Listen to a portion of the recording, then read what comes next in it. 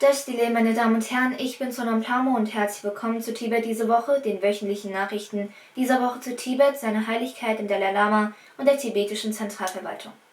Schauen wir uns als erstes die Schlagzeilen an. Seine Heiligkeit, der Dalai Lama, betont vor den Mitgliedern des 8. Parlaments der Weltregion den inneren Frieden. Seine Heiligkeit, der Dalai Lama, drückt seine Trauer über die durch die Überschwemmungen in Kerala und die Regenfälle in Uttarakhand verursachten Katastrophen aus. Sikyung nimmt am 105. Gründungsjubiläum des Menzikhang teil.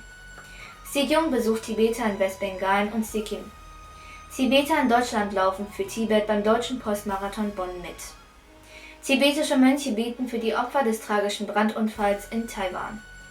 Abgeordnete Ngurdup Tseling trifft Botschafter Samuel Brownback, den ehemaligen US-Botschafter für internationale Religionsfreiheit.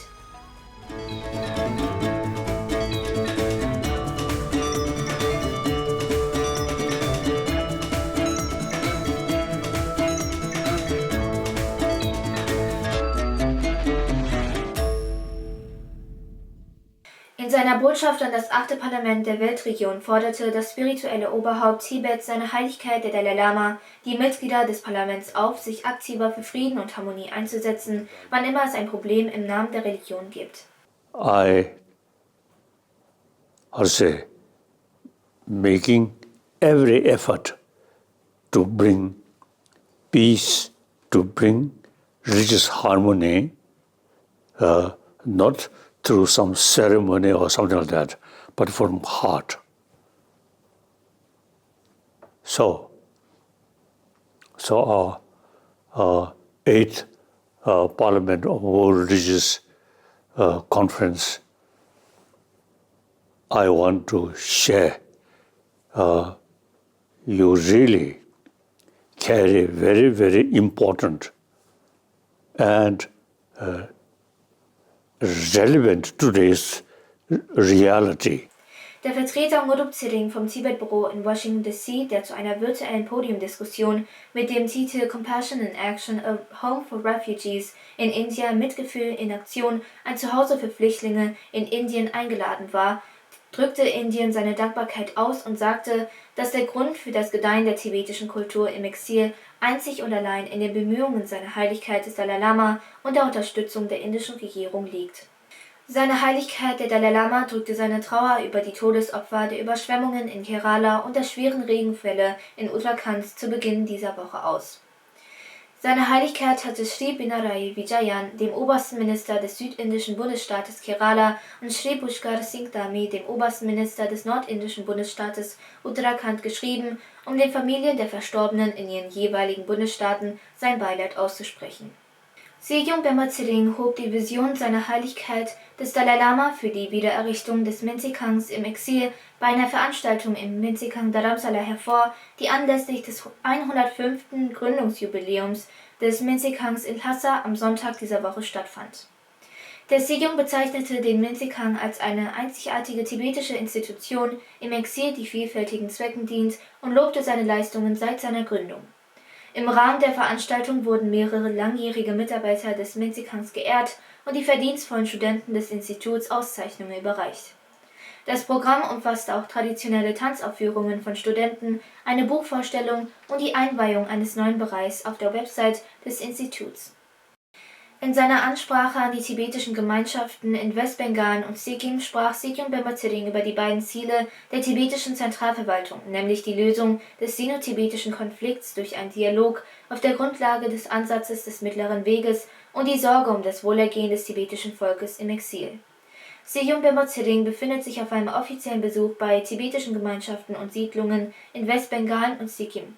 Der CTA-Präsident forderte die jüngere Generation auf, die Vorträge seiner Heiligkeit zu lesen, um seine Vision zu verstehen.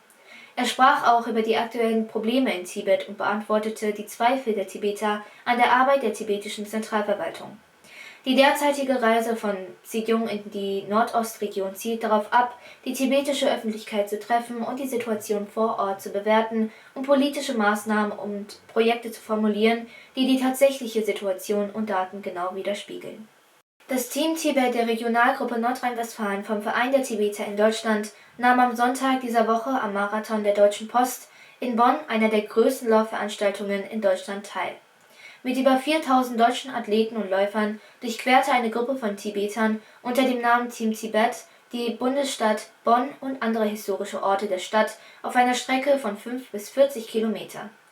Die Teilnahme an dieser Veranstaltung sollte das Bewusstsein für Tibet schärfen, den Menschen und der Regierung Deutschlands für ihre Solidarität und Unterstützung für Tibet danken und an den 14. Jahrestag der Verleihung der Goldmedaille des US-Kongresses an seine Heiligkeit den 14. Dalai Lama erinnern.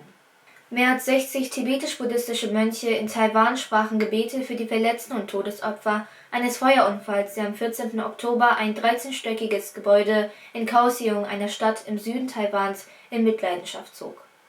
Am Dienstag dieser Woche fand ein Gebetsgottesdienst für die 46 Menschen statt, die bei dem Unglück ums Leben kamen, und den 41 Menschen, die schwere Verbrennungen erlitten. Die Mönche sprachen auch Gebete für die Opfer des tragischen Zugunglücks vom letzten Jahr.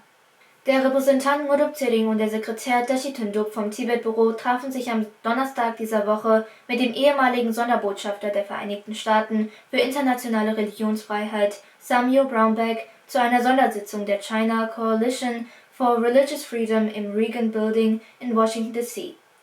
Botschafter Brownback sprach über sein Vorhaben, ein Buch zu veröffentlichen, in dem er über die Verfolgungserfahrungen verschiedener Glaubensgemeinschaften, zum Beispiel tibetischer Buddhisten, uigurischer Muslime, chinesischer Christen und Falun Gong Praktizierender, dokumentiert. Er forderte die Teilnehmer auf, Geschichten über religiöse Verfolgungen zu schicken, damit das Buch umfassend und repräsentativ wird. Das Buch wird voraussichtlich im nächsten Frühjahr erscheinen. Ich danke Ihnen für Ihre Aufmerksamkeit. Auf Wiedersehen und bis nächste Woche.